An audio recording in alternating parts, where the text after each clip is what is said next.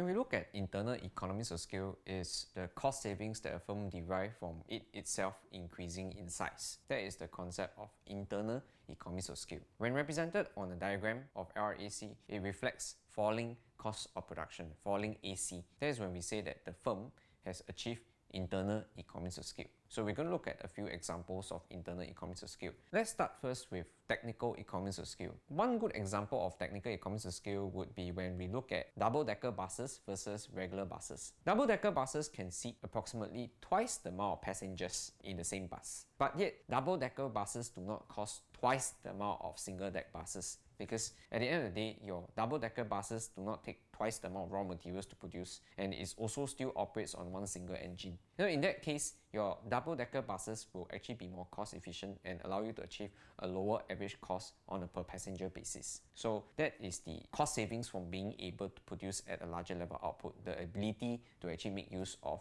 double-decker buses. Next, we can look at financial economies of scale. Now, as for financial economies of scale, it's the difference between large firms borrowing money and small firms borrowing money. When large firms borrow money from banks, they are often able to get interest rates at a far lower rate than if small firms borrow money from the bank. This is because large firms are seen to be infallible as well as more trustworthy. Banks generally feel that large firms are of less risk, so they provide them with loans of a lower interest rates. And so since large firms have the ability to borrow loans at lower interest rates and we take interest as a form of financial cost, so firms that are large tend to incur lower costs in terms of interest as well, which will lower their cost of production for producing goods and services, allowing them to actually produce at a lower cost. Next, we have managerial economies of scale. Managerial economies of scale is the difference again between small firms and large firms. We take the example of small clinics. Small firms like private clinics often have doctors as the managers themselves, and they have to look after the medical aspect, the operation aspect, the financial aspect, and this causes them to do quite a fair bit of things that are not specialized and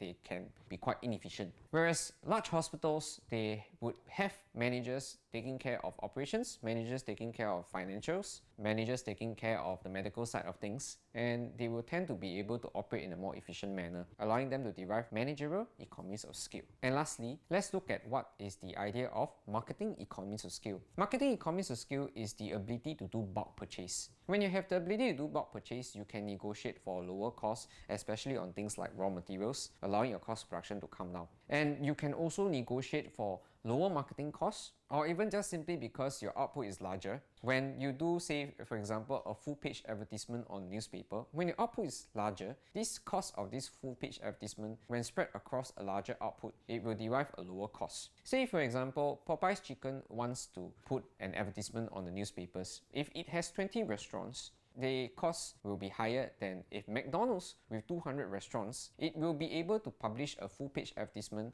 at a lower cost on a per restaurant basis as compared to Popeye's Chicken.